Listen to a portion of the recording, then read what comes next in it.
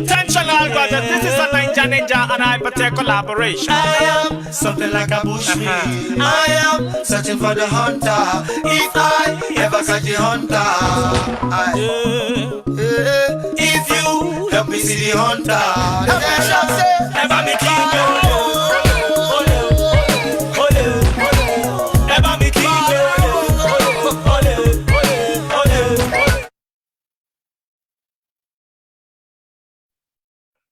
Hello, comrades. We are now kicking off the meeting.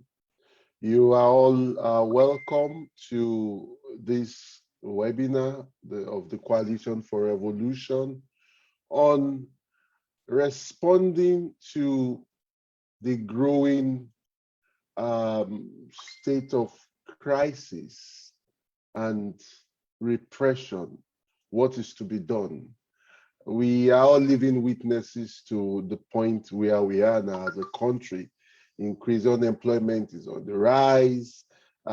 Kidnapping has become a regular normalcy, unfortunately. In the first 6 months of this year alone, we've had over 3,000 people kidnapped. And that is like double the total number for the whole of last year. And these are not just statistics. These are attacks on working class people, and which are further worsened by repression on the part of the state.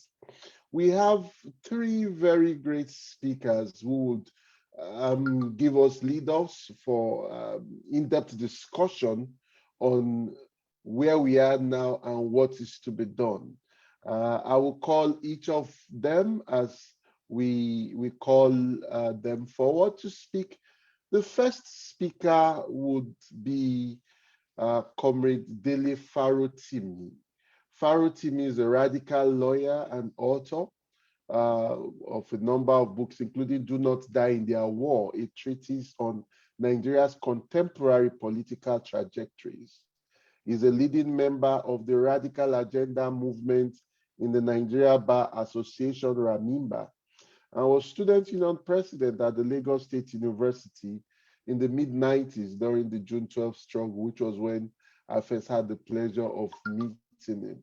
So you would speak for maximum of 15 minutes, and after him we'll have our next speaker I would introduce her to a very special sister as well, and she'll speak for some 15 minutes too. Then we have the first phase of discussions before we come to the last speaker. DF, you have the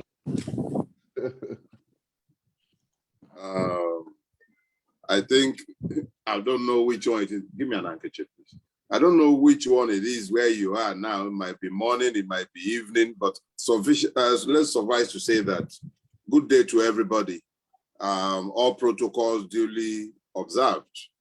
I've been asked to speak to the question of responding to growing crises and repression. What is to be done? What have we done in the past? And what are we doing now? Because before we might be able to intelligently come to a conclusion as to what is to be done, we must obviously also examine what we might have done in the past, how effectively our past endeavors have been, and exactly what we have been doing in the now, in the here and now, in contemporary times, so that we might also be better able to take a view of what the future would likely hold and what we are meant to also be doing in that future. I recall in recent time that when I find myself listening to Fela, I'm finding that it is something of a lesson in political indoctrination. And there is something Fela said. Fela said, some people think say Nigeria done good. me as I see am, I know say Nigeria will go down. So you find that there is nothing new about what we're dealing with. It's still the same issues. What fella was complaining about 30, 40 years ago are still the same things that we're grappling with today. But what did we do in those days, in that time? I'm 53 years old now. I know Baba Aye is much older than me, but I can assure you that we have not spent any part of our lives seeing a Nigeria where we were never out of crisis or where the government have not been repressive. So crises and repressions have all marked our lives. These are the realities of our Nigerian experience. And in the past, it used to be during the era of the military that the student unions, which were largely coercive, and the trade unions, which were also largely coercive and united too, and the newly emerging human rights organizations would call for protests, would call for strikes, and these were the tools with which we fought the military. The press was also an ally to be counted on. But that is no longer our reality. The reality is that each and every one of the components of what used to be a formidable coalition with which the military was fought and with which what we call democracy today was won, has been decimated in the course of that battle and in the immediate aftermath of that battle. Today, you have a trade union that is largely complicit, if not largely, wholly complicit in the oppression of the people and in the crisis that has been engendered to ensure that they are continually running a rat race, incapable of asking questions of the authorities. So what are we doing now that we no longer have the deepen of this world to call on, when we no longer have the nans of this world like we were foot soldiers in our own days? There are no nans to call upon again, because the nans today is more likely to bash me in the face if I went into a university trying to speak to them than to receive me in welcome. So what do? What have we been doing? I think this is the part where we all need to understand that Yoruba says, if you don't know history, you would at least have people who lived through historic times who would tell you what happened in those times. Yele Sowore has been doing largely what we used to do from way back. His own reaction or actions or responses to what the system has thrown at us in the last is never changed, but particularly under this democratic experience. Yele was the first of every one of us to declare that no, this is not a democracy. We need a revolution before we might turn around. Those of us who are continually talking revolution today, we knew nothing about a revolution until Yele woke us up. But having woken us up, now that Yele has successfully unveiled the Nigerian state, because it's been fully unveiled, it took Yele, he would always go and be somebody or someone that would have to force the system into revealing itself, but Yele did it. Buhari had to show his hand. When he was dealing with first El Zakizaki, it was easy to veil that and let it appear as though it was religious extremism that was being dealt with. And anyway, the guy was Shia, a minority amongst minorities. Nobody wanted to see his face. As far as Muslims are concerned, he's an apostate. So his oppression found legitimacy in the demonization of his faith. And then it was Dasuki. oh yeah, he's a thief. So it found legitimacy in the fact that he was labeled corrupt. That nobody has bothered to try him does not appear to interest anyone.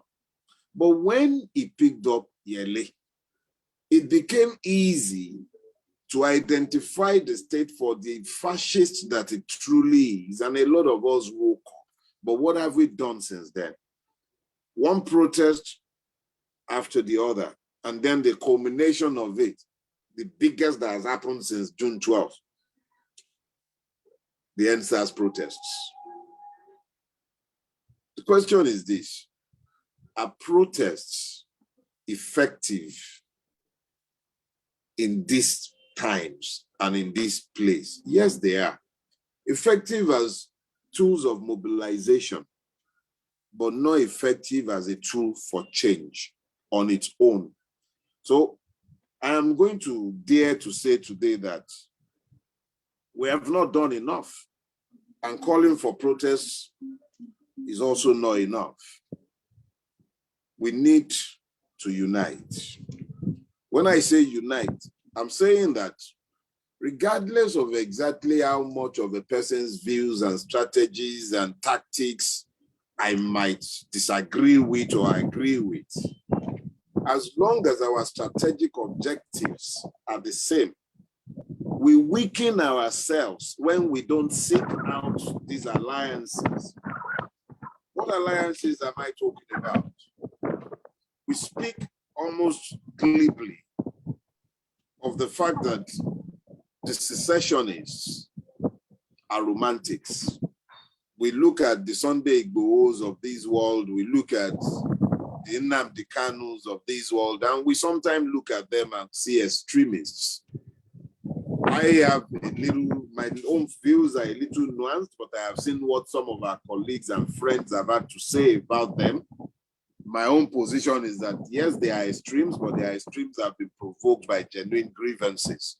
But what we have omitted to take on board in all of this is that we have omitted to realize that we're actually allies with these people. Each and every person subscribing to the secessionist agenda is a change agent. It might very well be that our most important and critical allies are stuck in different camps, and it is up to us as thought leaders, conscious minds, to seek them out.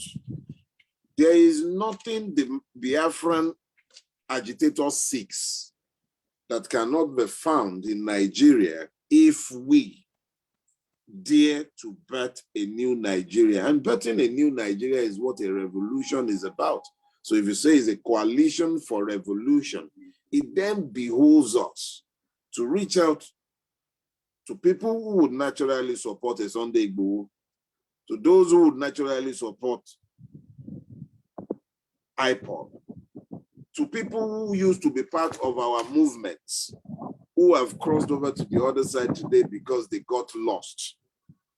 Even the lost soldier can still fire shots. We need to take a conscious decision to seek out alliances. Even amongst ourselves, we find it difficult to create synergies. And this limits our capacity to respond to the crises that we are facing. And these crises are becoming existential in nature. And the more divided we are, the more difficult it becomes for us to find common purpose in confronting the decadent, putrefied system. I do not believe that there is much we can do until such a time as when we might have found the grace to seek out those who are lost, to find the alliances required, and to then do the hard work of taking our people into the future that we ourselves have painted in seeking to explain to them what we say the way forward and the future would look like. I would suggest in concluding that we should raise as a matter of urgency a contact committee to reach out to every other organization that has a change agenda for Nigeria, that shares our views and aspirations. We might not agree with them 100%, and we need not agree with them. But as long as there are persons of reason who are willing to consider reasonable arguments, who are persuaded by their brains and their intelligence, then we have a duty to reach out. The divisions weakens us. The divisions ensure that we speak in silos. When there are no cross-fertilization of ideas because we do not disagree with ourselves, what happens is that there is no fruiting, no flowering, no fertility. All you have, sterility. And what we have today is a movement that is largely becoming sterile and that will become irrelevant if we do not find a way to cross-pollinate. Thank you very much. Thank you for that incisive take, Dele. He has spoken extensively in putting in perspective where we are now and looking at what is to be done from the angle, a number of angles, but particularly on the need for unity. And unity does not mean that there won't be differences, but we should have arguments honestly made, and with the focus being on the working class people, the poor masses, as our reference point, and not the ego of different organizations or persons. Well, a bit off the point, just to, I know I got radicalized maybe a bit too early for, some would say, definitely my parents, for example, for my own good, but to put things on the record, I'm not 53 plus like Dele stated. On the contrary, I'll clock 50 on 12th of October, and I'll mark it with a public presentation of the book, NSAS, Police Brutality and Popular Resistance from Colonialism to the 21st Century, and drafts of Becoming, a collection of poems. At this point, it's my great pleasure to invite the second speaker for today. And this is NLB. NLB is a country director of Action Aid Nigeria and the convener of the civil society organization's Situation Room on Elections. And he has a rich history of activism in the social movements. She was the first woman elected as president of the University of Jos Students Union in the late 1980s, which was when I had the pleasure of meeting her for the first time, after I also got elected as speaker at Unilorin. And Ene has worked with the Nigerian Labour Congress after that. In the early 1990s, many might not know, but Ene was the brain behind and editor of the newspaper. Yes, NLC several times had newspapers. I mean, that was the Labour Mirror. Yeah, I think it was the Labour Mirror. And since then has been very active in radical civil society. Anna, it's a great pleasure to have you here, my sister and comrade. And Anna will be looking at the question of what is to be done from the angle of what can civil society movements and the communities do to respond to the state of insecurity and repression. You have the floor, sister. Thank you very much for inviting me, and greetings. May I stand on the existing protocol? Thank you very much for the opportunity to be able to exchange some views.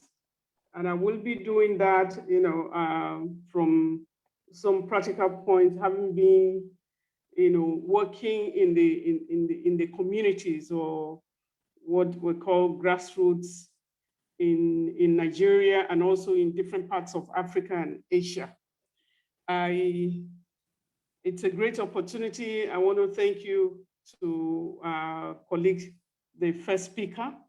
It's really great to see you here, and it's like bringing back, memories of what it used to be like. I want to align with a lot of almost all the things that you have said without trying to repeat, but I'm happy with the conclusion that you have made. In responding to all this is the same topic, but maybe I will approach it from looking at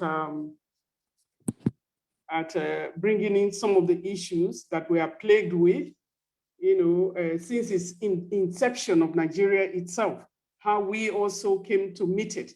The issues of misgovernance and repression has been there. The military rule, I can look at that in the face and say, hey, even during the military rule, we struggled and were able to stand up to the military. And now we have the civilian, and we're having some repression. So some of the things that we need to think about, it's how did we get here? If we can stand up to the military, how come we cannot stand up to when we now struggled and come back to democracy? Many of us were on the streets of Lagos. We're on the streets and in the bushes in different places conducting meetings. And now we have a democratic structure and the development. And so we worry, and I think I want to go back in time to say that in those days we were struggling against military rule. Many of us were not ready to take up any position because we wanted to clear the state. But who was taking over? We never had any plans for it. And I think that was one big lesson that we have to, because in South Africa, you could see that during the apartheid, people were outside, but when apartheid moved, people moved in. But the Nigerian struggle was not the same way.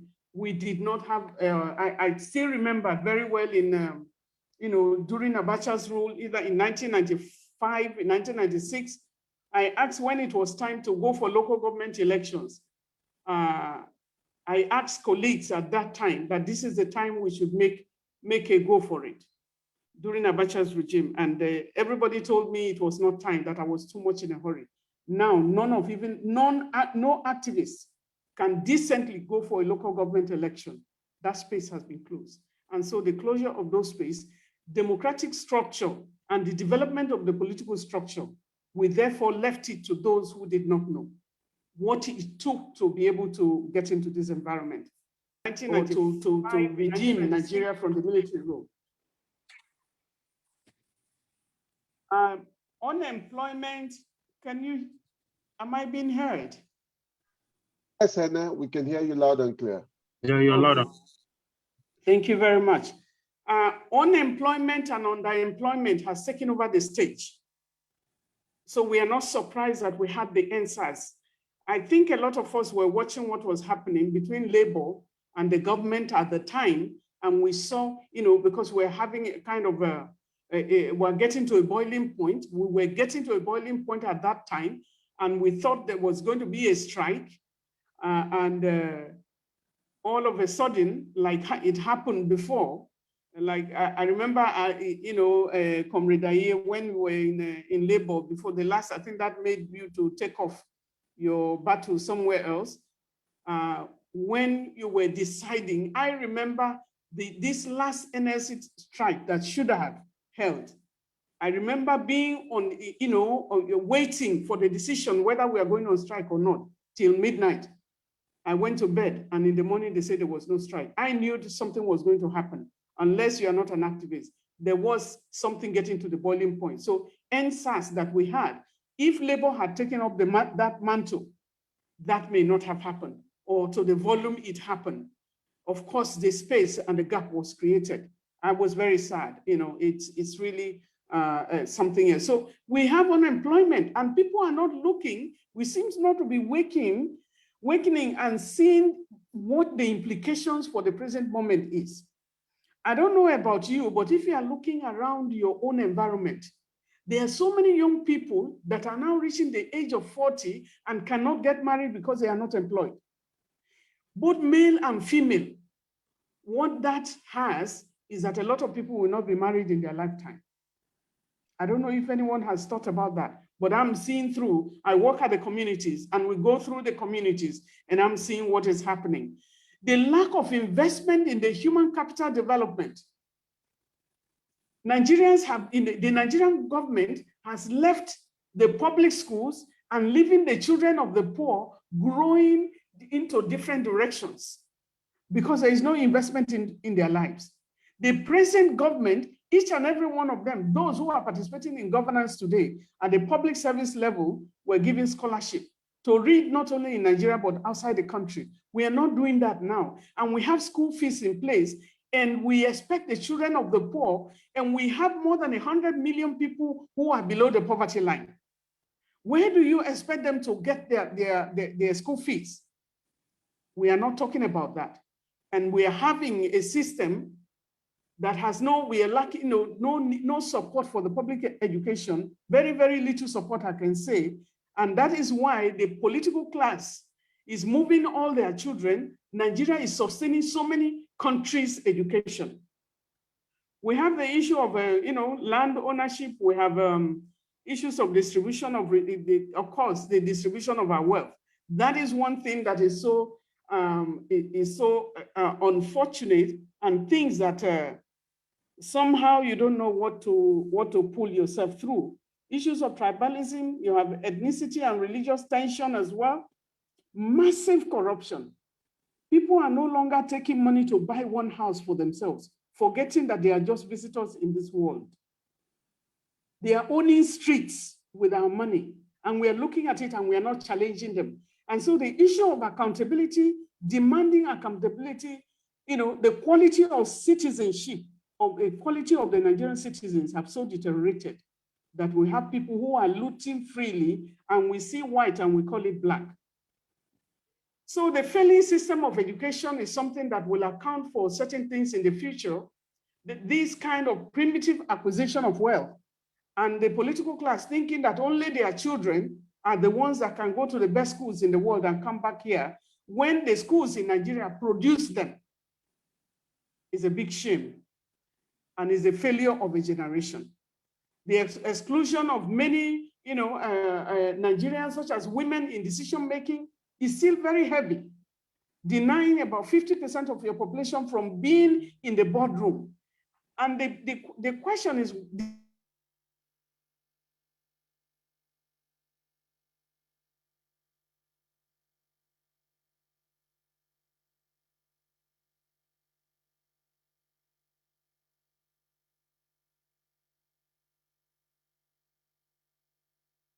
decision-making, the quality of decision-making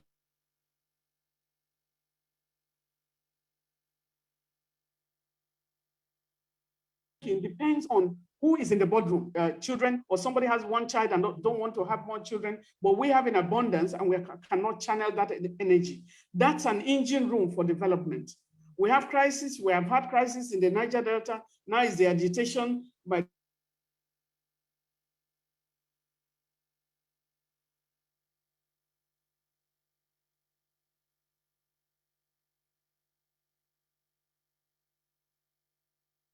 people of Biafra. We have the agitators, in terms of the Yorubas center, but where we have a war of people into prison, and then you have the bandits, the Nigerian government that is supposed to protect the reason for why you have governance. It's about security, it's about the economy, it's about the welfare of the people. And you now ignore them. People are on their own negotiating with the bandits. Even the government, in some cases, is negotiating. And so we have the herdsmen that are freely walking through the country, and you say nobody should challenge them. And so when you challenge them in Yoruba land, you say, how can you challenge them? You have no right. But in the Constitution of Nigeria, there is provision that gives the governors the rights to be able to challenge anybody to protect their people from banditry, from robbers, from whatever herdsmen. But when there is a pin in any state, the federal government is interested. And we are not standing up enough to challenge the federal government that you have no right, because the issues of federalism, are things that we have to confront with. The issue of kidnappers, it's in a data when they say 4 or 5 women or 5 girls have been kidnapped. But if it is one of your children that has been kidnapped, and 3 months later, they bring the child to you and that child is pregnant, how do you cope with the psychology of that child? Okay, so step back a little bit and see those who have been raped, whatever the consequences is, how do you deal with the psychology of that child when it is in a number? We have to come into the conclusion or come into the part where every Nigerian child is your child. The sanctity and the dignity of the African woman was how I was brought up. That a girl child is brought up, nurtured. She walks elegantly to her marriage home as a virgin. Those are the things that we used to look at and say, because Africa likes to protect the women in their lives, or the girl child is protected until her wedding day. But this is pulling off from us while we're watching. While children can be carted away like that, and they return them all raped, and it's just your guess is as good as mine. But it must not just be data. We have to personalize. In this journey of democracy in Nigeria, there have been several instances of repression in Nigeria. Some of the most current one is the banning of Twitter. You have an advantage. It's like it's a government that is not even listening or not governing. If you have about 40 million people in this media, why not take charge and take advantage of it, of the people? This is what brought something that Buhari was engaged in. He was part of it. And today he can get up and just ban. There's so many things that are coming. As we get through to election, we have to be careful about what is coming up. This has nothing to do with, the issue of democracy, because I remember being a part of the team that called an extraordinary session on human and people, on the Commission on Human and People's Rights. Against the military of Nigeria. This was 1995, December 20th, 1995, where we challenged the military, to get out of Nigeria and all of that. We still were able to conduct that in Kampala, and we came back home. Nobody arrested us. Of course, the SSS are all over, the then SSS, the DSS now. They were all over, but we could still challenge the military rule. And so we could do that at the international level and come back here. And so what should we do? What are the things that we're looking at? Yes, I agree with the first speaker, with our comrade, who talked about the way the unions were. At that time, we still had people who were getting scholarships and so on. They were investing in the humans that were in the public schools. But who is investing in them now?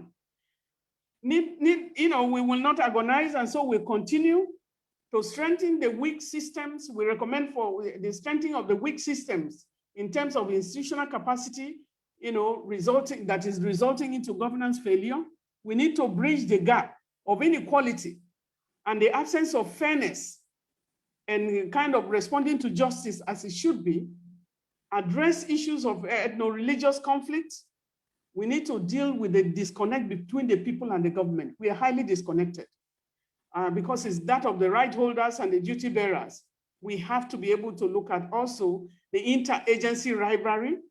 We're having the Auditor General's office, the Accountant General's office, even the things that they come out. Can you imagine when you have a government that you say about 33 agencies are not giving any account at all, and they still find themselves in the budget of the Federation? We need to tame impunity, the kind of non-prosecution of perpetrators for corrupt practices and the violence we're having in Nigeria. Instead of declaring this, I don't call them herdsmen, these criminals as they should be, and fight them down, we are building some ethnic things around it. That is a failure of governance straight away. We need to rebuild our educational systems. We have to have continuous advocacy for the enforcement of the provision of the Nigerian Constitution and the International Declaration on Human Rights. And you can see what just happened a few weeks ago, not up to 2 weeks yet, where you see the Senate president sitting down and they said the nays and the ayes, and there was no aye, and they say nay, and there was majority nay, and then they say the nays have it. The ayes have it. I mean, how do you justify that? We need to look at the issue of the education of the masses. because of their rights, to empower them, to stand up to the government of Nigeria, to stand up and be able to say what it should be, to stand upright for Nigeria, to call them to be answerable for the national anthem and the national pledge. We need to collaborate, of course, with the international human rights organizations to intervene in the current situation we have in Nigeria. Well, continuous encouragement with the Nigerian government, those who can be encouraged, we will encourage them. When they do right, we'll say you have done well. But when you have not done right, we should have the courage to stand. Another is that, was said, what has happened to the former students' union leaders? I think with Innocent Chukuma, we had a discussion in his office, last year, and we talked about bringing together the former union leaders and the former activists, because we are getting to the stage. Some people are getting to 50, some people are above 50. We are walking out of the stage. We still owe this country, because a lot of people, we are not writing enough. We are not telling the stories of what we used to do, because we have been in a comfort zone, and that comfort zone does not suit us. Now we can call meetings and we are in a hotel. Some of us can afford to pay for the hotel bills, but we used to meet in different schools, in the universities. The comfort zone is too much, and we need to be able to come out of it. They say state policing, creating an enabling environment for the business, business environment, opportunity for employment for the young people. Myself, and I think I was witness to that, the closure of textile industries in Nigeria. That's a volume that was consuming a volume of our young people. We are now going into distilling, and we're watching it, and nothing was done to be able to bring that back. I think issues of unemployment for the teeming population of young people, we have an engine room for development, but we are not investing. But organizing is what we can do. We need to ensure, bring back, every Nigerian that can actualize their lives. The issue of discrimination, we need to be able to take that back and claim the stage, because what the politicians will do is to divide and rule, and we need to stick together for unity.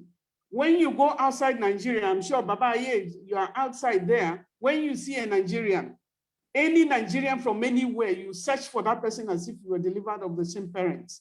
And so we need to be able to honor what we have pledged to do. And so this afternoon, or this evening rather, where you find yourself, is that from our own point, we will continue to build the capacity of young people. We have a youth platform from ActionAid area. We have a youth platform. The young people of Nigeria, if the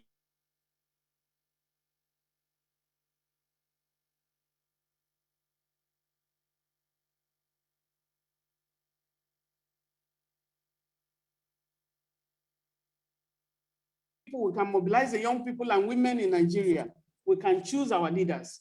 Any leader we want, we will be able to choose those leaders. But if we don't organize, we need to be able, because the local government election that just happened, the way that the mobilization of youth, the young people, we don't see a lot of young people there. Election is coming.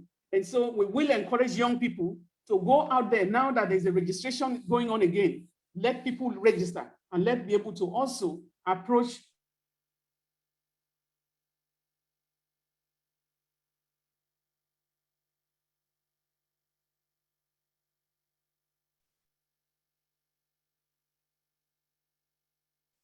the elections, the way we can approach the elections, to ensure that, use as dogs anymore. We need to bring now that the quality of the human being, they have nowhere to go. And all of you as big brothers, a number of you here who are as big brothers, we have a responsibility to the Nigerian people, because so that the labors, not even the labor of our heroes past, or not only the ones of our heroes past, but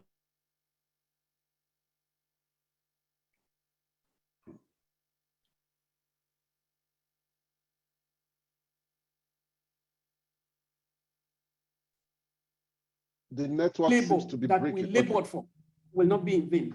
I want to say a big thank you.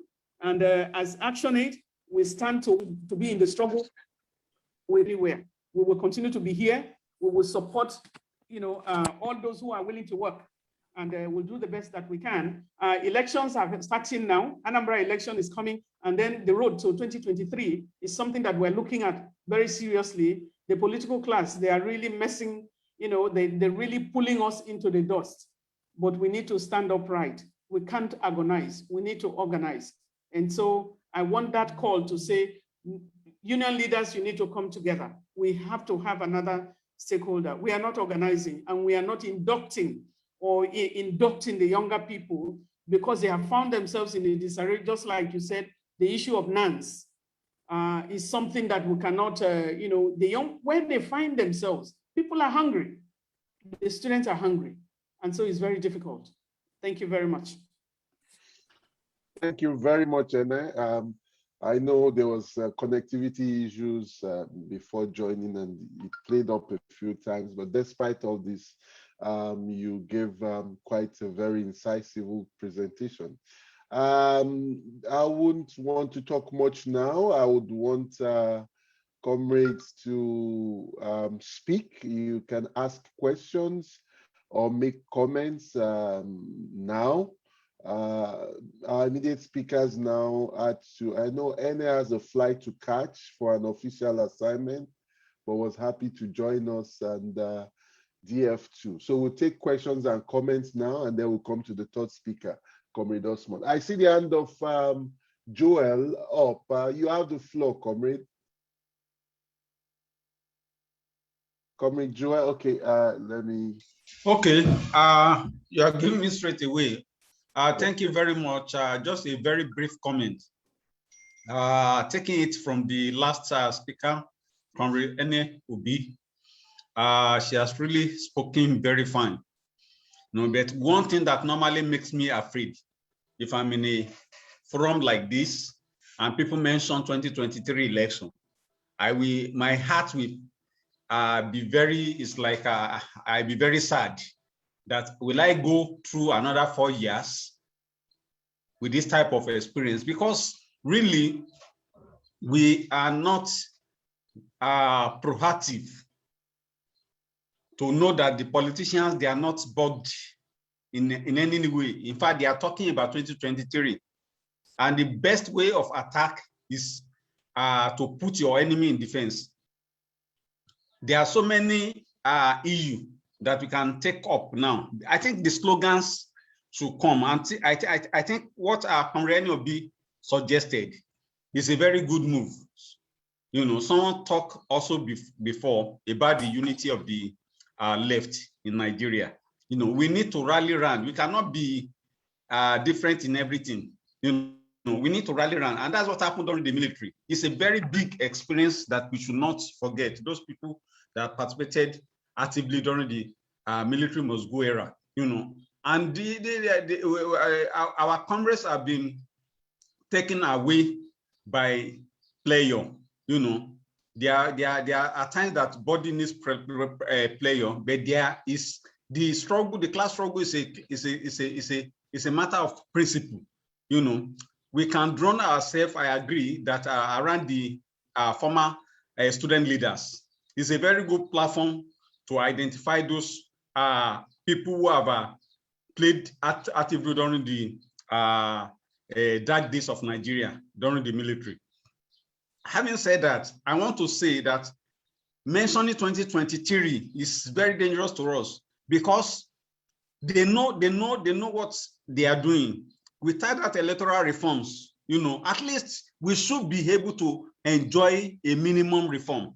And that's what is, when we are talking of America, in spite of the Trumpist attempt to overrule the majority, it's because they have been able to put some standard in place, But in Nigeria, it's so very easy for them. And that's why I picked the statement of our Comrade NLB, who stated that, and they are doing everything and we are not doing everything. It's very easy to name yourself as a senator.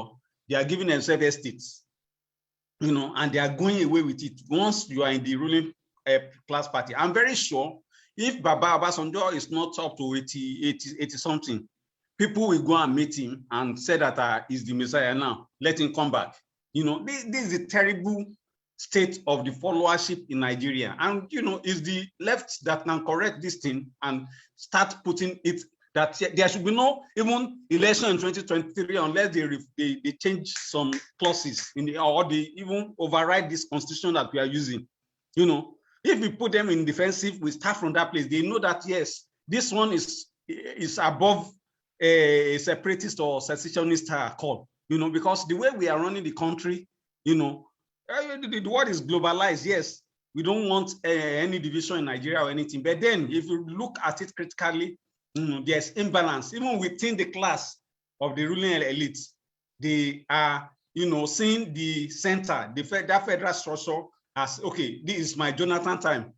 We have to take all the resources. Then it's another time. You know, that's what the few cliques have been doing since 1960. And we really need to take it from this point, you know. Beside that one, the immediate thing that is on our hands now is to really know the social movements, you know, like the comfort zone that Comrade NMOB is talking, like many people, they have amassed wealth and they are making use of these politicians. You see them from state to state. Some of our comrades who do Nadeco, who do pro-democracy in those days, you know, they be going from one state, raising money from politicians and everything. How do you know? So we have to look at the social movement.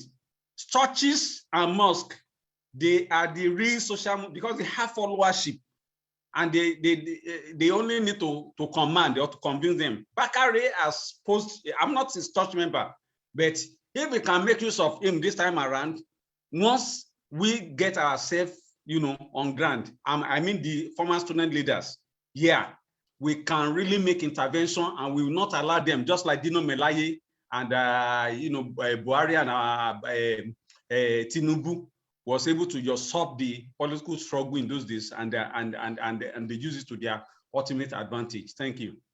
All right. Thank you. The next speaker, I'm asking you now to unmute. And after that, sorry, Kevin. Papa, can I say something before I leave? Oh, yes, please. Oh, that's true. Yes, yes, please. I'm sorry. I really planned for this, but circumstances has not given me the opportunity. I just want to ask again, you know, maybe for us, since we left school, each and every one of us, since we left school, what have we done for students? That's a question that I want to leave us with. We have not done enough, and I challenge all of us. The 2023 elections that Comrade is talking about, we can't be afraid of anything. That's the beauty of being in this country. We cannot be afraid of 2023 because we are in it. There is no running, we are not running anywhere. We can't run out of Nigeria. For me, anyone who wants me to run out of Nigeria will run out of Nigeria. The fact is that we are in Nigeria and we need to keep up the struggle. And so whatever we are doing, know that we don't have a way out. If we don't do something, things will take over, just like the spontaneous NSAS. What we are even trying to curtail now is that when we have such a game, it may consume Nigeria. We don't want that to happen, but if we don't do something positively, and the Nigerian government is not listening, the political class is not listening, but we are in it. My own is that we should organize and not agonize. How do we organize? We have all the machineries in all of the states. Some of us who are from that background are the ones leading civil society organizations today in Nigeria. What can we do? We need to challenge ourselves. I want to say thank you again for inviting me, and I'm really sorry I have to leave. Have a lovely discussion. Some of my colleagues are on board, so I'm sure that they'll make their interventions. Thank you very much. Thank you so much, and we appreciate the fact that, I mean, you squeeze time out. I know you have a flight to catch. It almost slipped my mind. And she has left us with some food for thoughts, and which I think we'll carry on in the discussion as we go forward. Have a safe flight, comrade, and we hope to have you with us again sometime soon. So, Benga Von, you have the floor. Well, the name is actually Benga Komalafe. Yeah, if you did, okay, my apologies. Yeah, I noticed that so many other People's names are coming out as BA, actually.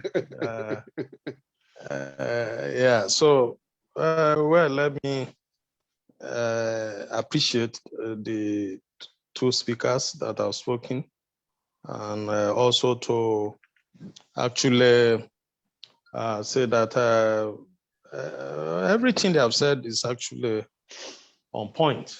From DF's strident call for unity to NIOB's call for reviving the youth and student movement. These are actually the urgent task of the moment, beyond lamenting the situation we have found ourselves in. It is true, like I think the last speaker said, that the political system has been completely discredited and bastardized, which is why any Nigerian, anybody with blood and water flowing in his or her veins will be apprehensive of 2023 elections because of so many reasons. But I think the most apprehensive aspect of 2023 is actually that it might, the people positioning themselves for 2023 and the entire electoral system has been programmed such that it can only produce another disaster of a leader at all levels. And it's already happening. Even from the grassroots election they have been having, we have seen how, despite the fact that the elections were massively boycotted by most people, the ruling party has gone ahead to simply announce their cronies as the winners of the election. So the recruitment system through the bankrupt political party system we're having now is such that cannot elicit any kind of confidence that anything new will happen in 2023, which is one of the reasons why we really all have to put our thinking cap, and as well as also practically map out how we move forward to actually reclaim this space from the rule of the locusts that have taken over the land.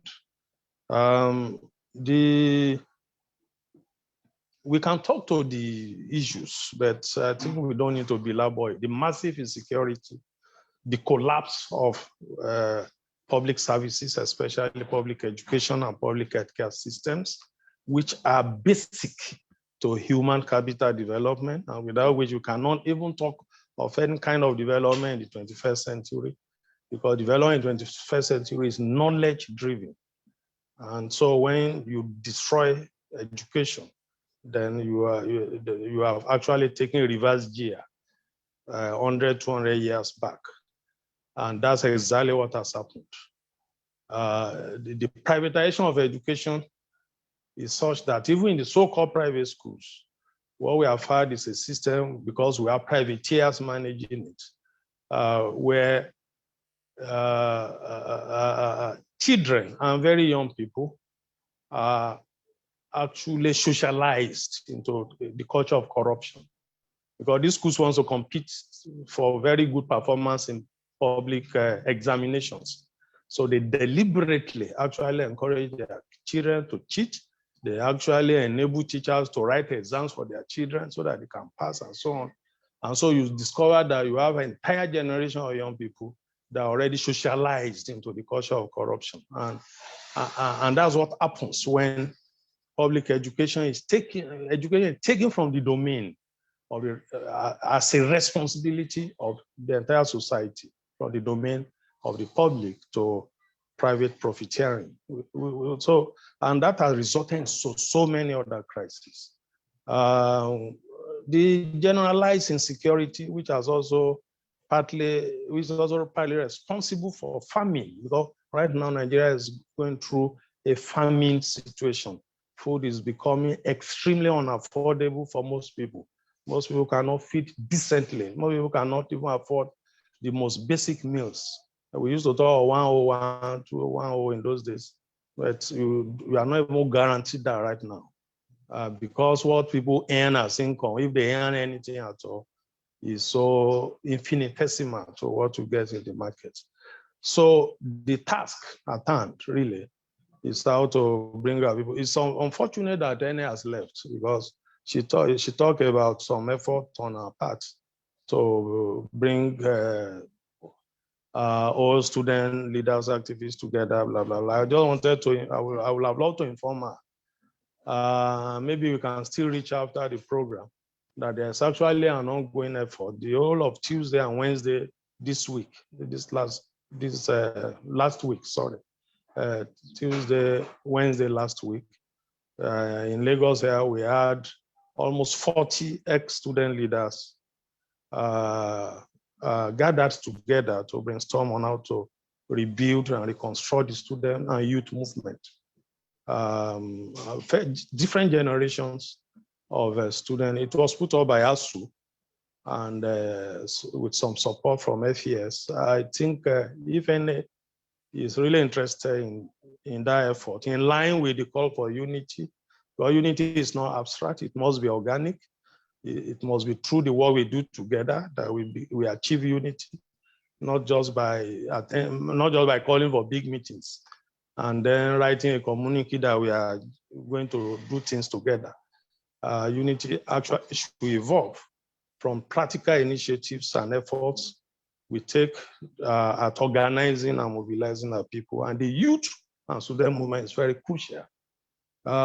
So I think we should reach out to Ene to see how we connect what she wants to do in that realm with what others are already trying to do. And still talking to Ene too is she says she works in the community, and I was wondering, because we also work among poor working people in the community. That's what my organization is about.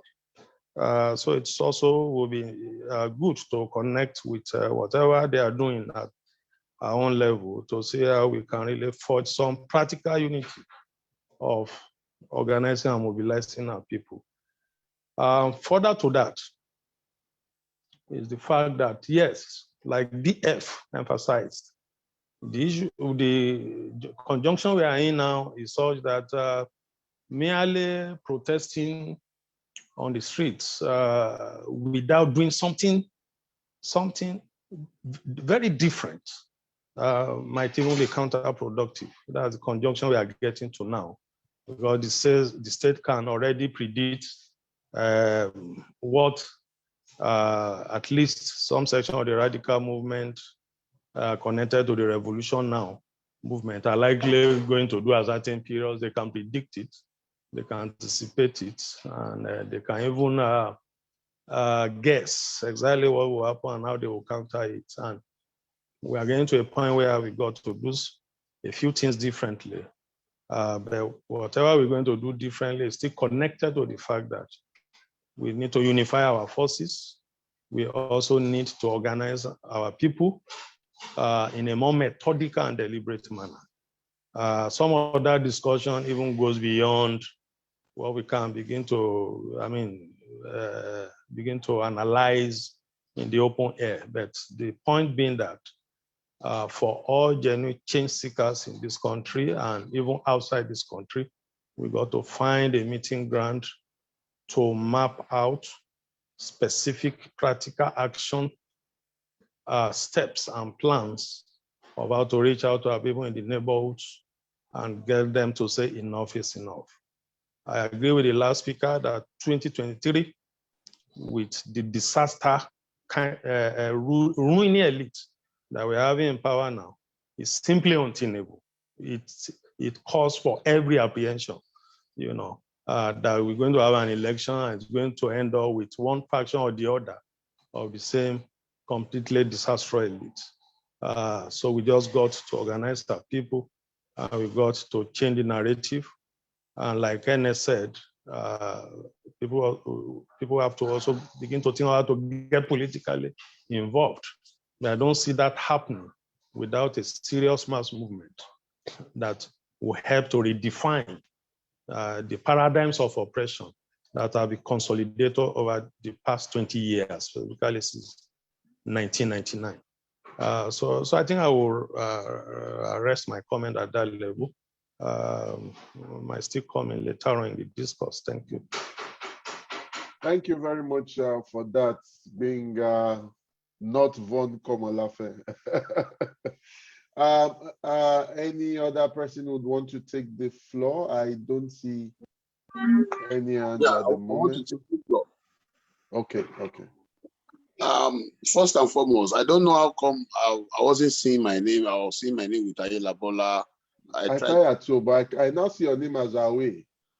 No, I have to go back and put number because I was not sure. Okay, maybe the link you clicked was not the. It was the link. I don't know which one is mine. I wanted to put my hand since. Well, I adopted another system. Thank God I'm here now. Well, I think Can you put on your video? Let's see your face, DF. Okay. Although I prefer the face when it had the dreadlocks as a former Rasta myself. Let me wear clothes then. Then why do you want to see my face? Anyway, go on, comrade. Okay, I'm here. I'm coming. Can you see my face?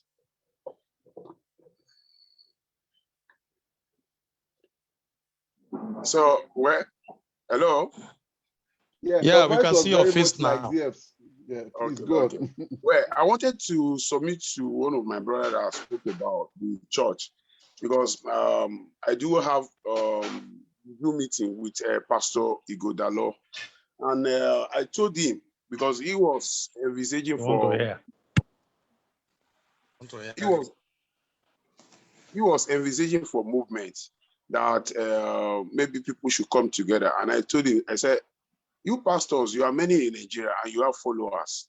If you can gather up to 10 big pastors in Nigeria, you meet with yourselves and meet up with some little parties that are on ground.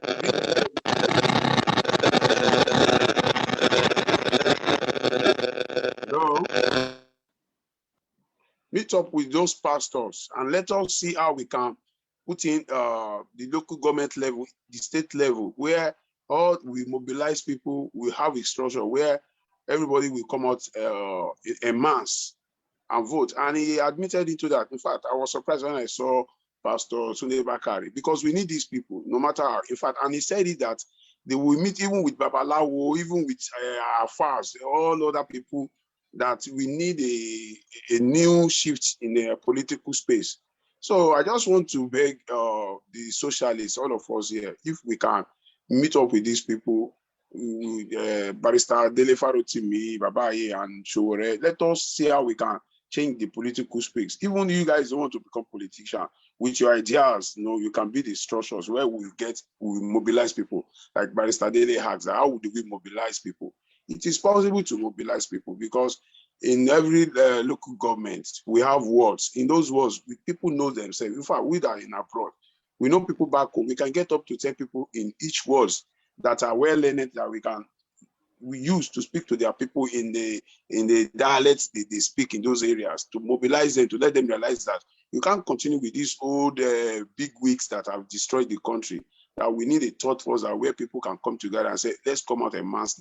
Because I involved in the election in Nigeria, I came home twice, and I saw that in the South, we don't really vote at all. Most of the women, they'll be speaking and be playing. Nobody cares because they have family in abroad that will send money. The younger ones too, they'll be playing football on the road. They don't even go to vote. In my own words, we were 859. And I saw everything. They placed the paper on the board. I counted it. Everybody were different. At the end of the day, 126 people voted. You tell me, and they have the agents of PDP and APC on board. So at the end of the day, they will rig it and give those people. So most of the other parties, they don't have their agent, they don't have anybody. In a place where we mobilize people in their wards, they will be the one to stand by their votes. And I used to tell people what Bola Tinubu said to Nuru Ribadu when they were doing the election there. He said, one thing is to vote, another thing is to protect your vote. So protecting your votes is the most important. So when we mobilize people to stand by their vote, they all know the political talks in their area. So the political talks during the election cannot be going from one place to another because they know that the people are awakened already. The people will stand by their votes. in which the people will supersede them because they know them already. How many are they? They just use money to buy them during the election to move from one place to another. And I do tell people, look at Lekki and all those. Do you see any people die? All these rich people dying in the day for them? It's only the rural area where people are, where hunger are killing people, where you see them dying for ballot box. That shows they mobilize these guys on election day to go from one place to another. But by the time we use churches and every other social gatherings in Nigeria that has a large number of people, to mobilize people to come out on the day of election, it will be very difficult for all these political talks to be moving from one place to another because they know themselves and the people around them know them also. So we will surprise them. We will surprise them. All right. Hello, we can't hear you again. Yeah. Can you try round up? Can you try round up if you can hear me? Let me round up, bro. It's not for me, sir. I don't know who is doing that. Okay. Let me leave it there. I've given an idea which I believe we can build on, sir. Thank you. Thank you very much, Comrade. I'll call on Dele Farutimi to respond to some of the issues raised here now. Thank you very much, Baba. Yeah. I think the key thing I would like to speak to, arising from the contribution of the last speaker and the lady left. Don't speak part of the line.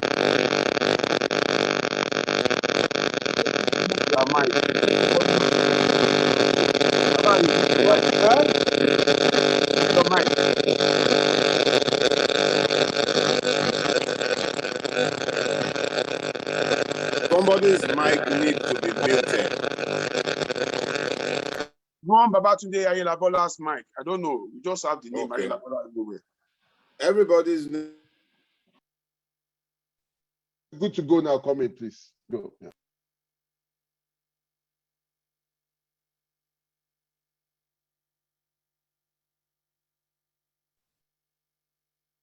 Please, you need to unmute all these Babatunde Ayelabola. They are the one making noise here, and I think it's deliberate. Hello, can you hear me now?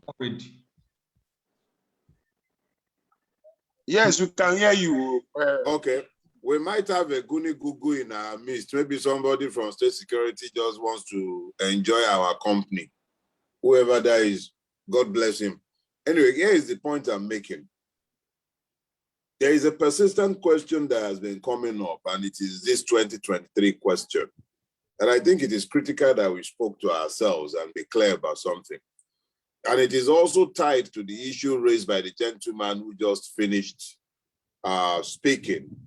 And this is about one, the viability of a plan that is based on personnel changes, because that is the only basis upon which anyone will be thinking of contesting elections or participating in the election in 2023. That will be because you believe that changing persons would change the situation. Second thing is this. The voters' apathy that the gentleman spoke to, talking about the women with their wrapper, the kids playing football, that is not by accident. It's a function of design. If I already know that my vote would not change anything because when persons change, the situation remains the same, which is what even we as activists have talked to when we were talking earlier on, and we spoke to the repetitive nature of the Nigerian affliction. The people themselves can see it. They don't use this big grammar to explain it. But what they simply say most of the time, they say, same noni. So whether it's PDP, whether it's APC, their situation remains exactly the same. So if we should ever get to the point where we are designing a program or a strategy around electoral participation in 2023, let it be clear that that can only happen because we have found a basis for mobilizing the different. The Nigerian people are not stupid. They can see that changing governors or presidents or local government chairmen does not change their situation. So until such a time as when we are putting a plan on the table behind which we're asking the people to queue. They have nothing to take them to the polling booth. So they are disconnected from the electoral process, and in their disconnection, the talks become effective. Because if everybody were to be participating, as the gentleman pointed out, it becomes next to impossible to rig, at least in parts where everybody can see. If the people are mobilized, they will resist rigging. The people would defend their votes when their votes count. So when a crook and a thief like Bola Tinubu is talking about defense of the vote, he can only speak to that when he's speaking to shareholders in the Jagaban PLC. But who do we speak to? The only reason Yele will not galvanize enough public support is because the public themselves are disconnected from the process. Obviously, he's not the same as Tinubu, and it's not the same as a Buhari, but the people themselves do not see how even him in office, working within that system, can change their situation.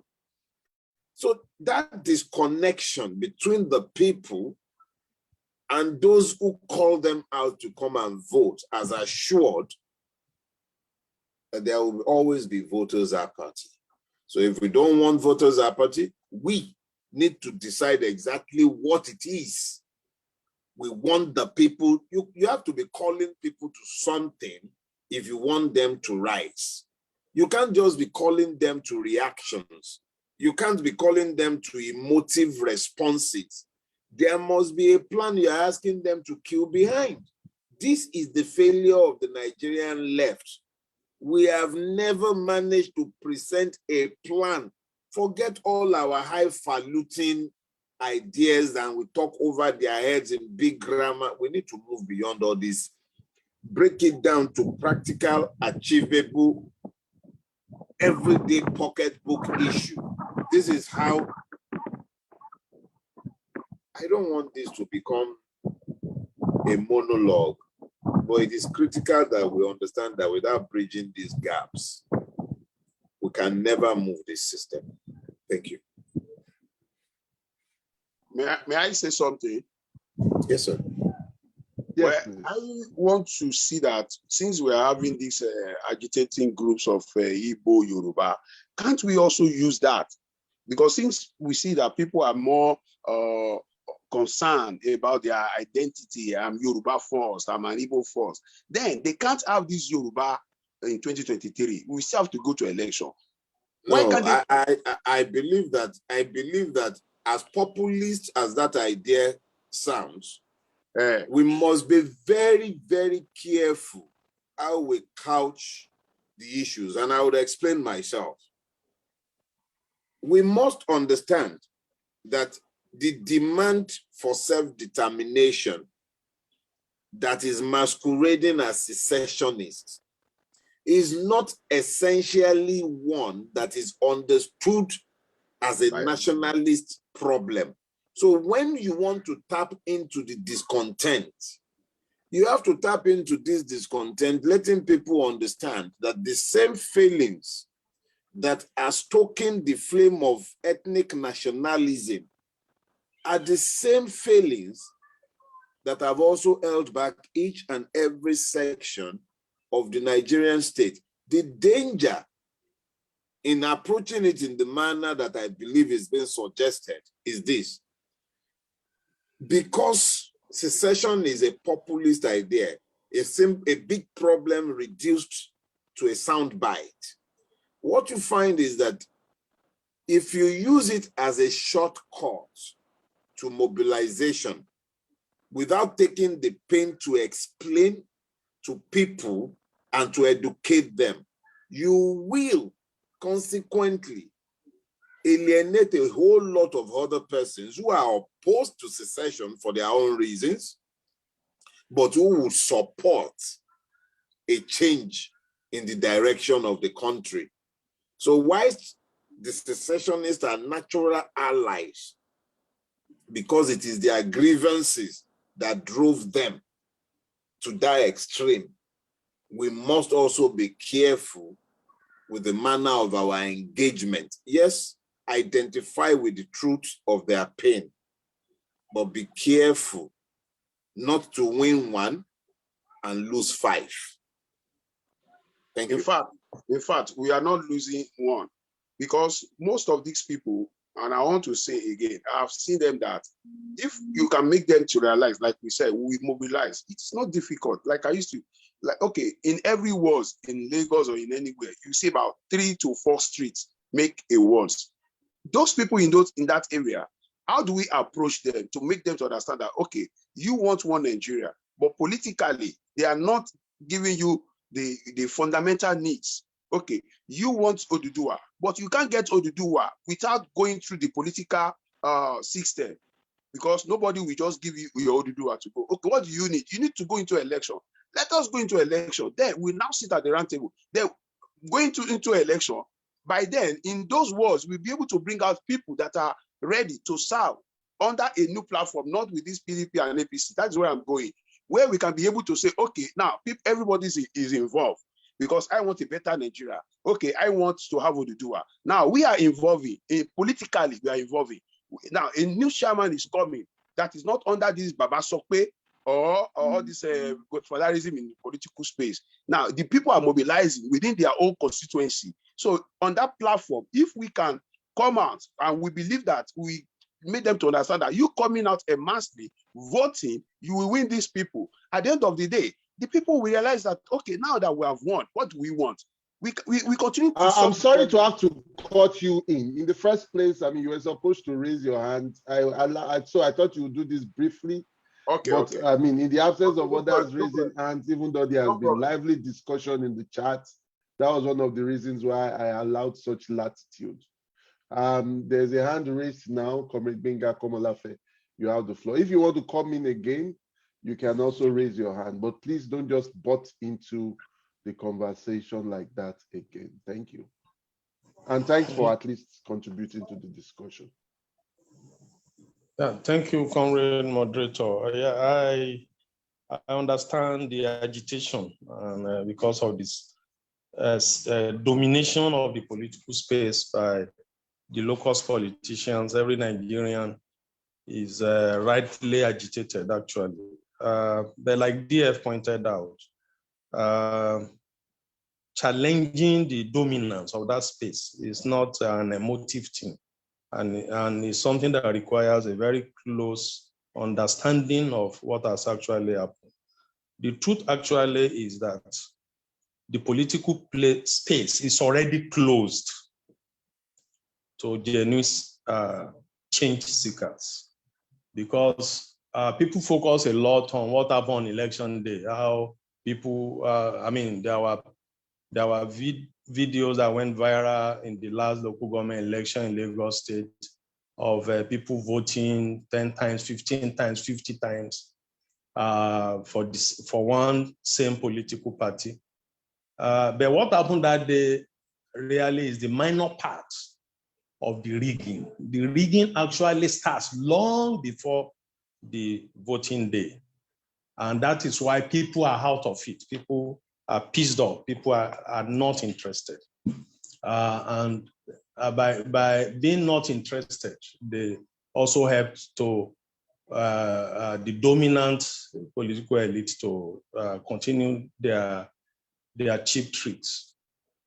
The point is, the electoral process is extremely monetized, to use very simple language. You have to do a lot of political advertising. You have to go on television. 15 seconds appearance on Channels TV, for instance, I was made to understand is 3 million. And these are people, because they have access to state resources, they can actually pay billions for such adverts. Showore couldn't afford that kind of money. The last local government election, I noticed that it was only APC that had posters. I didn't see any other party's poster. So people also listen to radio, and throughout the electioneering campaigns and all of that, it is only 1 or 2 parties you are hearing their people talking on radio. So come on, we are all human. So the only people that are present in people's consciousness is APC, PDP, because those are the only ones that they can hear. Most of the smaller parties, even if they have the best program in the universe, cannot even be heard. So people don't even know you. So you are out of the system, ab initio. You are already rigged out by the fact of the reality that the process itself is so monetized, so bourgeoisified that working people and their allies who wants to make a change cannot access that space. So we have to understand that.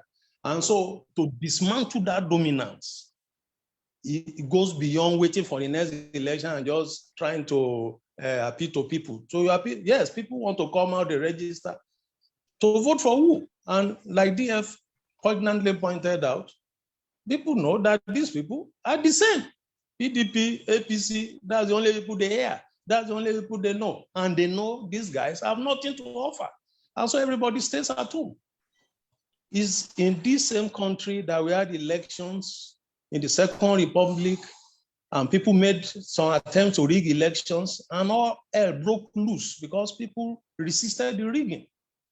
The First Republic, the same thing. In fact, the Civil War was indirectly caused by the fact that people want the ruling elite at that time also wanted to rig, and people resisted, which led to a chain of reactions that culminated into the war. So the point being that people are our people, ordinary working people of Nigeria, are already out of this electoral nonsense.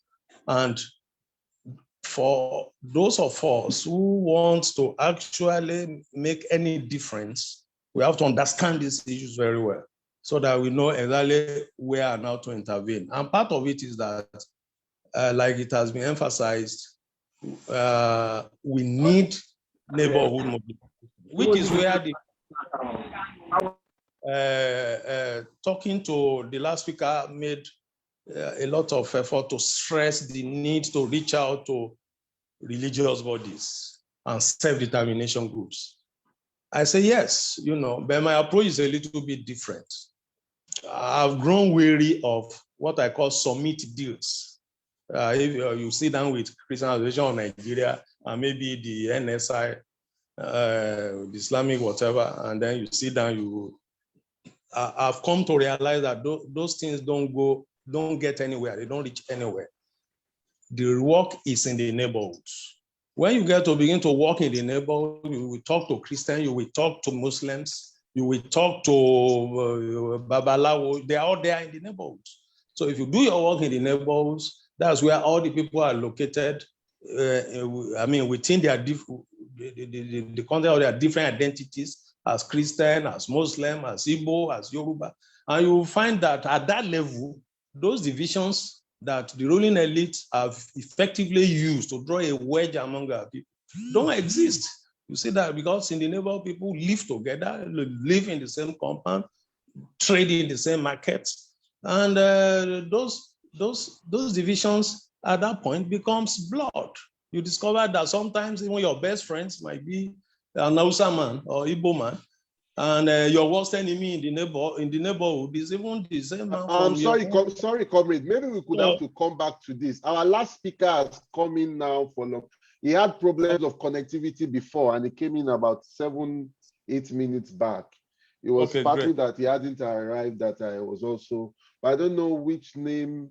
Osman, could you please raise your hand for me to? I can't find you by the name Osman Dogu. But I've been chatting with him on WhatsApp. I knew he had serious connectivity issues earlier, but from the messages I got with it from him, I'm sure his name is also appearing as Babatunde. Maybe not, and that's why I said he should raise the hand. Let him raise his hand. Yeah. Osman, could you please raise your hand so that you can take the floor?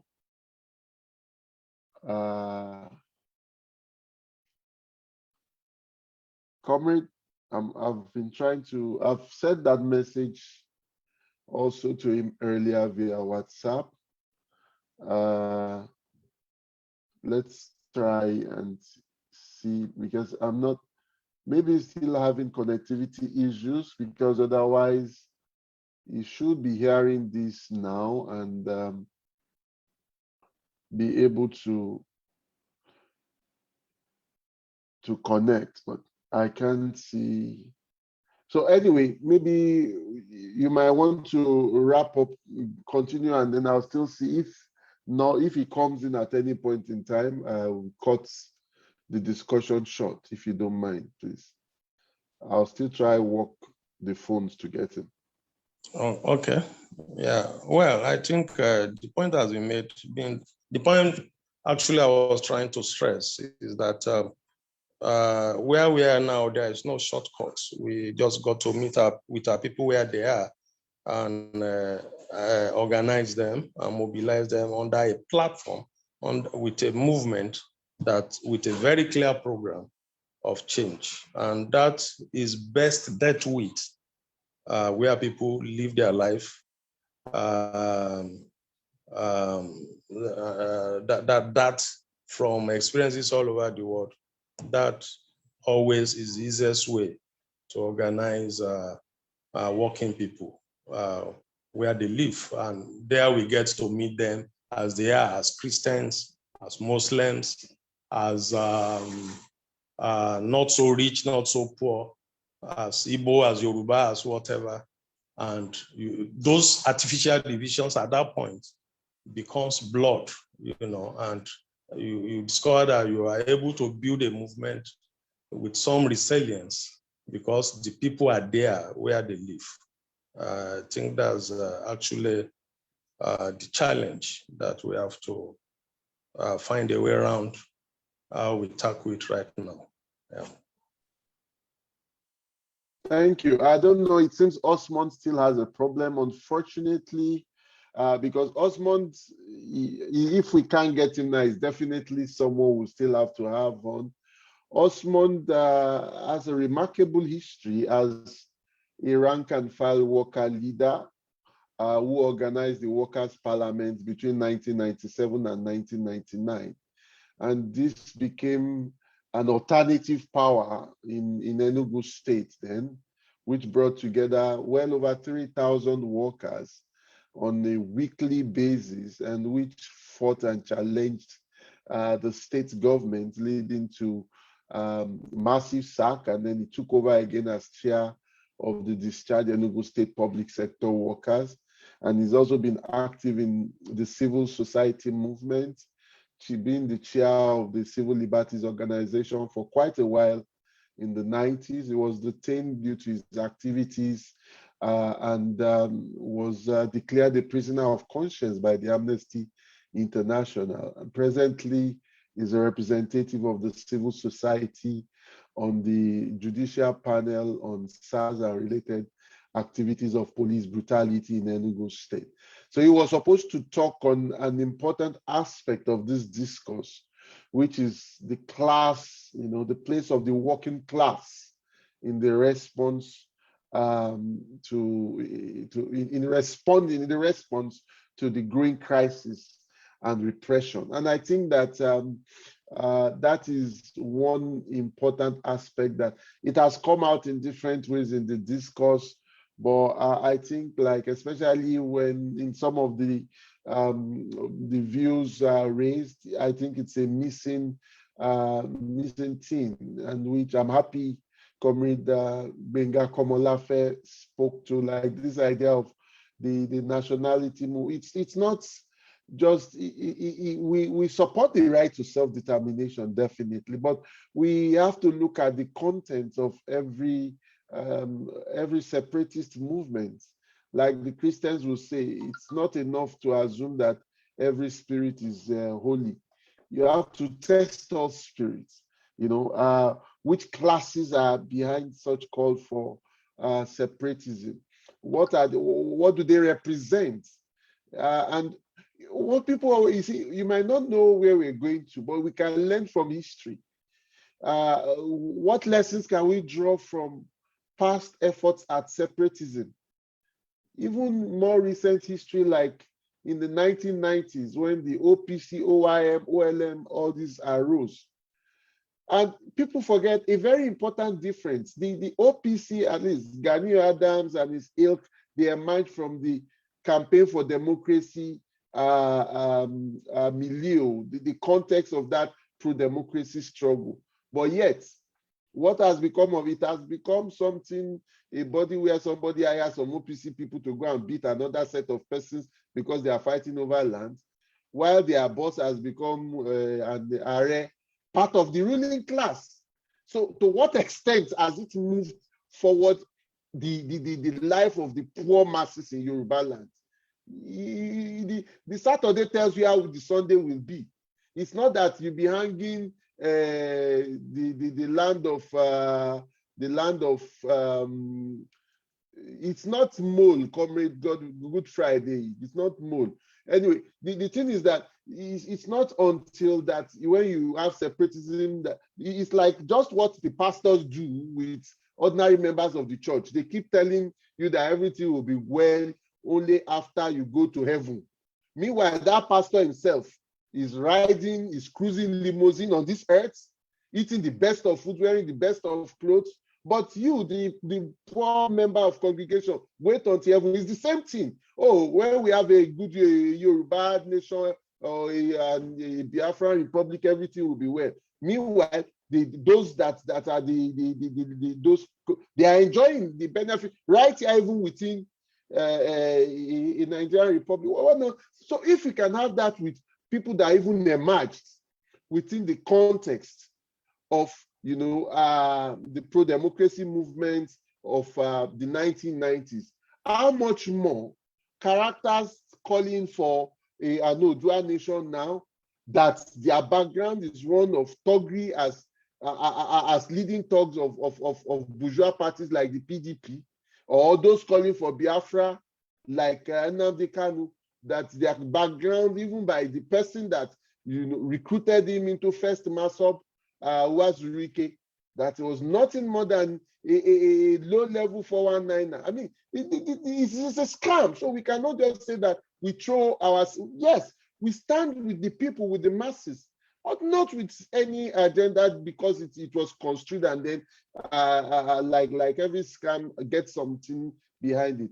But most importantly, beyond even just be it nationality movement and what have you, what should be the class response? Who are those being affected? How is the crisis being generalized? Before, you had a situation where those being kidnapped were rich people, and kidnapping was limited mainly to 2 or 3 regions, the Northwest and the South in particular. I remember those days, talking of just a few years back, you hear some people say, look, they will not drive their big cars home to maybe Benin City or Warri, but now it is across every single region. Now, and it's not only the rich that have been kidnapped. You are having barbers, vulcanizers. It has now become an industry. It has become an industry with different sectors, different categories of kidnappees and kidnappers. And the fact is, so there are several reasons to it. At the heart of it all is the crisis of the exploitative system that capitalism is. You see, the different categories of kidnappers, so there are some that they themselves are part of what you call kidnapping incorporated, kidnapping corporation. But there are also those that their kidnapping is because the system has gone totally haywire and they are unemployed, they are hungry. There are some people that the kidnapping, the ransom that have been asked for were bags of rice. Bags of rice.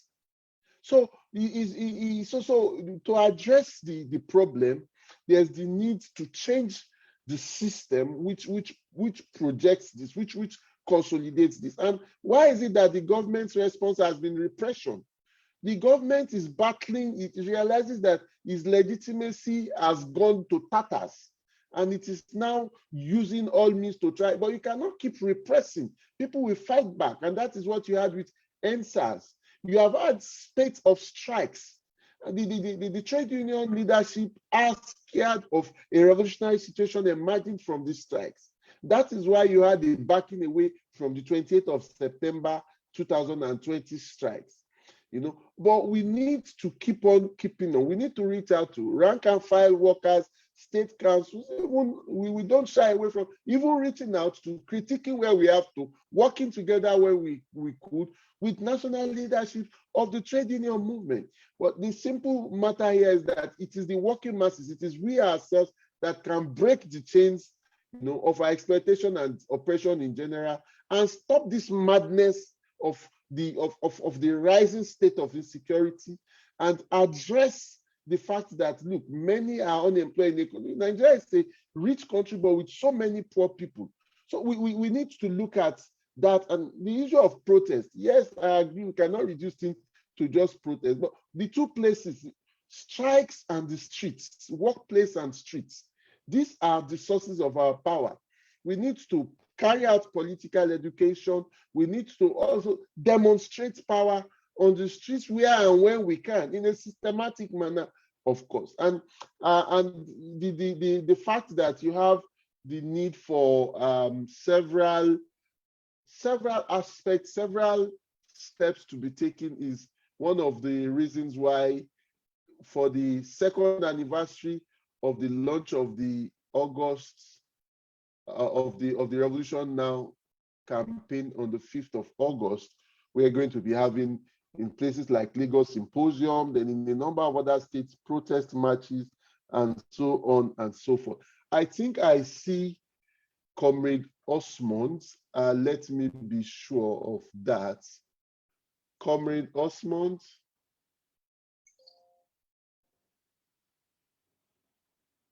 Yes. You have the floor, Comrade Osmond. Yes, could you have the floor now. We've waited for you, and we're glad you could make it eventually. I'm asking you to unmute now.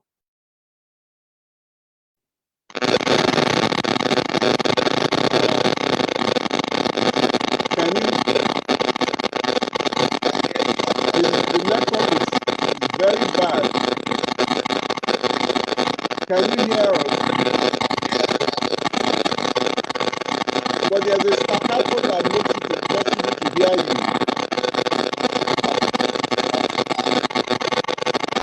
Speak, let's see if it gets any better.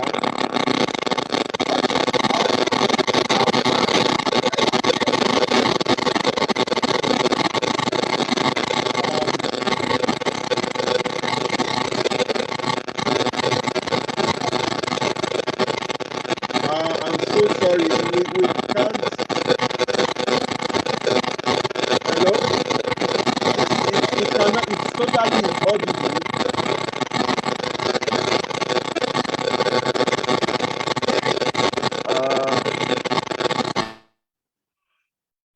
I'm so sorry, but we might just, I'm very, very sorry. It's totally inaudible. It was actually, we couldn't hear Comrade Osmond at all, and I'm really, really, really so sorry. It would have been great to hear from Comrade Osmond. But what we can do is, I think definitely we'll still have to have. Okay, Comrade Osmond, someone is suggesting that you remove your headphone. Can you do that and we try again? Remove your headphone and let's try again. I'll ask you to unmute again, to unmute now.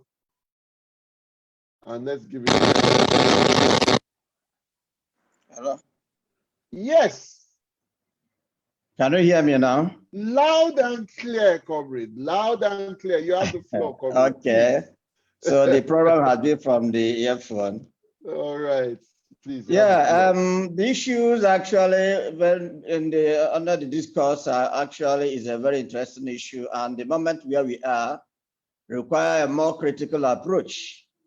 As a matter of fact, there's not much time, but let me make a quick contributions on the issues on the discourse. Obviously, everybody knows that the situation in this country requires a more approach, tactical approach, a more committed approach that require consistency.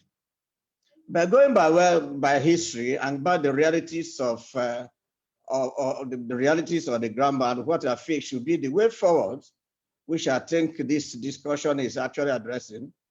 I think the beginning of the way forward or solution is that every revolution always been championed by a certain group.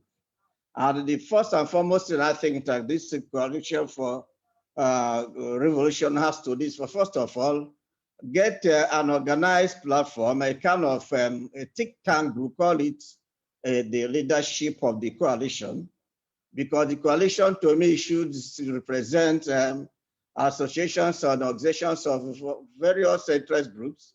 When if we have a kind of think tank at the national leadership, like call it national think tank group, they really need to meet on the grounds.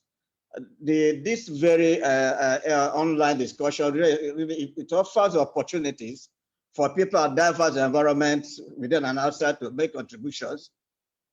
But to me, that should be a kind of a planning group who will now be able to sit down and identify themselves, because all issues with respect to the solutions or the way step-to-step approach to follow cannot actually be exhausted online. The people who need to bring a change need to know themselves. Then from there, you can be able to explore, know the mindset of the people, and make valid contributions. So my number one recommendation on the way forward is that the Coalition for Revolution Group should have a kind of a planning, a think tank group, call it a planning group at the national apex level. Sorry, Osmond, I don't want to break your flow, but we can't see your face. Can you leave the window place so that the light is not from behind you? We can see just your silhouette now. Okay, I think it's better now. Yes, can you see me now? It's much better now. It's much better. Okay. What I'm saying is that within the context of Nigerian problem today, the situation requires more urgent approach. And it also requires more critical, practical approach. Because after discussing now, some of us outside this country, I'm here in Enugu, we are here in Abuja or Lagos or some other place in the country. But then there needs to be a platform whereby we meet on the ground, not on a normal conventional annual basis, because I believe in one of the postulation of anger, the group that need to change themselves, need to will it. There need to be a committed, a relative more commitment that people sit down, put some certainties on the table. Yeah, I believe because of this COVID-19 saga, they now brought this issue of platform, and people have now relaxed on the issue of online discussion. Revolution takes place on the earth, on the ground, and that a lot the main ideas, the main point-to-point approach, to me, cannot be exhausted online because some sensitive issues that needed to be raised cannot be raised online, because I know that one or two persons may have access to what we are discussing without we are knowing it. So number one thing, we have to sit down. While we sit down to reflect on situations, we can now think about in the Plateau State, in Jigawa. There are some comrades who are committed. Also, we feel we can also bring them to further the discussion. And when we do that, we'll be able to define the ways and means this structure can be strengthened properly. We have Socialist Workers League, we have other social organizations, we have a TIB, the leadership of these groups, and others we may not be part of this discourse now. We need to look out for them. I hear when somebody talking about organizing, but organizing is very, very important. But those who are to organize need to know themselves. I know whom to organize. I know the strategy of organizing. A lot of complaints have been going on about the problem about our political quagmire in the nation today, and the hijacking of the political space by all the other politicians. I believe we can do something different. And in the course of organizing, in the course of trying to embark on revolution, we really need to talk about a third first party approach. What is the political party we are going to use? If you're talking about people going to vote, whom are they going to, which party are they going to vote for, under which platform? We need to come up with a party that will be able to have a clear manifesto that clearly define the problem of the people and a defined means of addressing problem of the people. The party that be able to, because we don't have opposition party. To me, opposition party is not the party that has the highest number next to the party in power today. Opposition party is that party that they consistently identify with the cause of the people, speak on behalf of the people, and engaging on issues involving the people consistently over time, weekly, monthly basis, daily basis, address issues affecting some people in Anambra, people in Jigawa, people in Lagos, and when you keep consistently talking about identify with the people's plight over time, people will buy into your program, people identify with you. So if you are going to do this thing, we need to come down to the drawing board. If you talk about Communist Party of Soviet Union, if you look at the way they started off, it is actually a group of some class forces that come together, form a communist league that transform into a communist party or Soviet Union. If you can go back to the history and go back to where we are today, for us to move forward, there has to be a very strong alliance of the class forces on the platform. Those alliances is not only members of one political or one particular agency, but there are alliances of groups who actually think well, think deep, think critically, but we don't know them. All we need to do is search out for them, engage with them in discussions. You talk about CAN cannot, because some of these guys in this established platforms are part of the bourgeois element, are part of the class element and oppressive element that are forcing themselves on the people. Under them, there are people, men and women and young youth, who are really do not appreciate what is going on, do not like what is going on. We need to search out the core strong-minded fellows, bring them into our fold. They will begin the process of enlightenment that will take over time. We are talking about 2023. I mean, 2023. It is still far, but it looks as if far near, but we can start, if we start from now, assuming after this discussion today, we now say, okay, Comrade from Enugu, Baba here from wherever you stay, about 2 or 5 of us will sit down somewhere. It's a matter of inconvenience ourselves and inconvenience our pocket, and coming down to sit down, discuss over 5 hours over issues affecting the people. That's how we started during the time of the work. That was what actually Chief Obama wanted to achieve before they took him. We put a very strong platform of LASCO, but something happened along that. Since after the LASCO formation, the trouble has just fizzled away. If you look back in terms of CLO, yes, some of the people who are CLO, they are the leadership, but the main people who are there, there are elements in that very CLO that was actually consistent on a daily basis, galvanizing the mind of the people, and letting the people on the need order, the way to follow. The fact people need to know the true meaning of democracy, true meaning of good governance, true meaning of development, and what they were, and knowing the difference between what they are lacking and what the dominant that's heading on today. If you come to Enugu and read the problem affecting workers of Enugu State over 2-3 months, they begin to think about what are those very groups. If you go to Jigawa, if you go to Kaduna, what is going on here? If you're talking about bringing an alliance of workers and worker movement and leadership into this, it's always very difficult because the present leadership of labor unions today have, to some extent, lost the focus. Where there's no labor education anymore, what we normally have, we now have is kind of maybe once in a while they attend a seminar workshop. Then the tradition, following the tradition, there used to be regular labor education on a weekly basis. So as it used to be, those things are no longer there. So the leadership of the labor are no longer there. Where the civil society can come back now and restore some of those proper approaches that have been lost to the masses. That's how we did it in Enugu State at the time we talk about workers' parliament. Yes, that was the labor leadership that was completely far from the workers' interests and plight. And we took time picking workers one or the other, one person, 2 persons. We keep on educating ourselves, educating members on a daily basis. We have a platform where we meet and discuss and discuss and discuss and discuss. People know about the fundamental right, what they are right, and how to go about their right, enforcement of their right. We talk about solidarity, the meaning and the importance, or how it goes. This discussion is not something that just be taken once and for all. I mean, once in 2 months, 3 months. we need to have a group of leadership that be able to, in this coalition movement, that be able to sit down and find themselves, look at the cost of the journey we're going to embark upon, and also find a way of helping and assisting some weaker structures somewhere that are, that are very strong in community, but are weak in the pocket.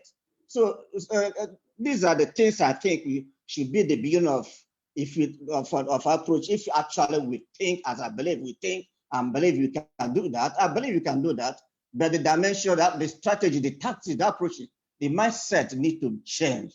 So there has to be a summary, because the way forward, what is to be done in step to step, it cannot be exhausted in this very platform. But for me, let us first of all identify ourselves, take it from there. When we come out with aggregate of opinion as a leadership or planning group, thinker group, we can begin to send it out to members. And what every member is supposed to do, those in US, those in America, in various countries, what it requires to do is to the way forward, the action plan on how to engage on the issues of the people consistently on regular basis. Enlightenment, consistent enlightenment, and consistent engagement on the part of the people, identify with the oppressed and the issues affecting the oppressed group of the people, the students, the workers. If you talk about a separatist group, it may not work with the leadership of the group, but they are going to accommodate the interests of the people, transform into another way, another form that will form a holistic national agenda for national development of this country. I think for now, this is because of time factor. Let me just end it now and then see if my opinion is in line with it will receive a reception or support from those of us here. Thank you for now. Thank you very, very much, comrade. I must say that we very much appreciate the presentation, and you have hammered on the importance of two things, which are actually interconnected: leadership and rank and file involvement. For me, the Enugu Workers Forum, it started at a period while I was living in Enugu. So I knew it from first-hand experience. It started, seeing rank and file workers build power, starting in their ones and twos to dozens to hundreds and then to thousands, at a point in time where the labor bureaucracy had literally abandoned the work for the working class. It was splendid, and I think it's one of those moments in the labor history of the country that needs to be documented for subsequent generations to not only learn from, but be inspired by. And the place of leadership in that, vis-a-vis that. I'll open if there are also questions or comments, kindly raise your hand. Whilst awaiting any, if any, I would also just want to speak to one or two things in what you have also mentioned, which is not to, in looking at the contents of the the separatist movement, as we pointed out, one needs to look beyond just that, okay, it's right to self-determination they are fighting for, to the content. I earlier zeroed in on the content in terms of the leading forces driving this, and which are the ones giving it direction. But all you have said also points at the need for us to engage with and win working class people from within that movement as well, to see the class content of the struggle of why we are where we are, and the struggle for emancipation as one of the poor. Because as Malcolm X taught us, in every nation, there are actually two nations, the nation of the poor and the nation of the rich. So thanks for highlighting that aspect. What I would also just say to this, to the issue of knowing each other, and the Coalition for Revolution emerged as a response to that important point you noted of the need for bringing together radical and revolutionary forces to unite and fight. It, of course, is an ongoing process, and a major gap over the years has also been with reconnecting with revolutionary forces in the Southeast region. And I think that has been one major gap in the work of the Corps, and which I believe that someone like you has a key role to play in addressing, and also having the several revolutionary and radical organizations within that zone coming to the fold of the Corps for us to be stronger and to fight in a much more assured manner in the nationwide, in the fullest sense of nationwide struggle for the emancipation of the working class and youth. At the moment, I don't see any hands up. I know we spent over 2 hours. I'm just happy that we managed to get you despite the challenges. So I know that time is rather far gone, and I hope we'll be able to get you some other time as well. If there are no further questions and comments at this point in time, we would have to call the meeting a day. Okay.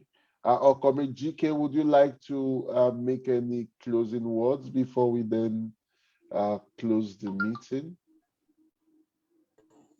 Yeah, nothing much as such, except to reiterate the challenge of the moment, the challenge of organizing working people or strata of working people in their communities and in their workplaces.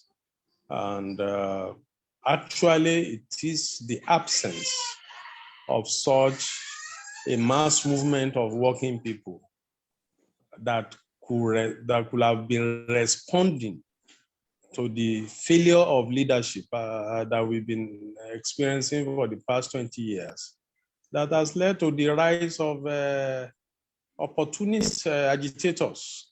I call them opportunist agitators because these are actually elements that are part and parcel of the same problem. This one was a political talk, the other was a scammer, you know. And so these are the people that have rising up to try to fill a void. And so the moment is actually overripe for us to crystallize this movement of working people, to fill that gap, to give leadership to our people, and to actually help our people to march forward with unity for their own freedom and emancipation. So it's great having Comrade Osmond, just like himself as highlighted. I hope he will become part of that quest to unite all working people all over Nigeria for the task ahead. Thank you. Thank you very much for that, Comrade Gbenga Komolafe. I know most of us know GK. Comrade Gbenga Komolafe is General Secretary of the Federation of Informal Workers Organization of Nigeria and co-convener of the Coalition for Revolution.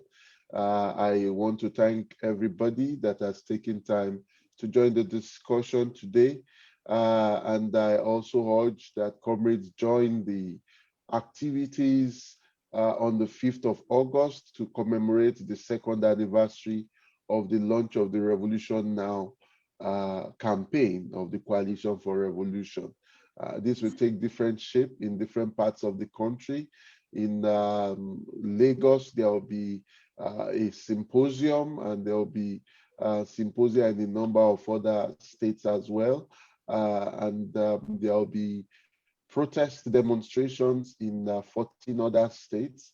So join us, and beyond 5th of August, let's march forward together in the struggle to bring an end to this crisis and repression. And that means a struggle for our total liberation, a struggle for revolutionary transformation of a society and the emancipation of the oppressed and repressed and suppressed working class and youths.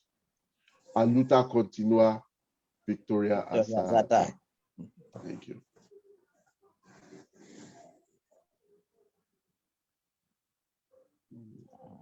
Thank you, comrades.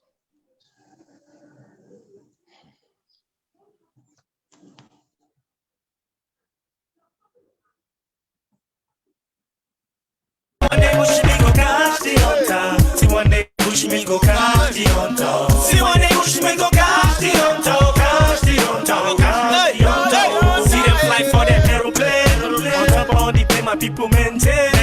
No, I'm not tired to they explain. The king will never drop, say they complain. No, what I like in a yawa. Everywhere just lacking no power. Only power, not the one where them get you. And them you stay oppressed. So my people for the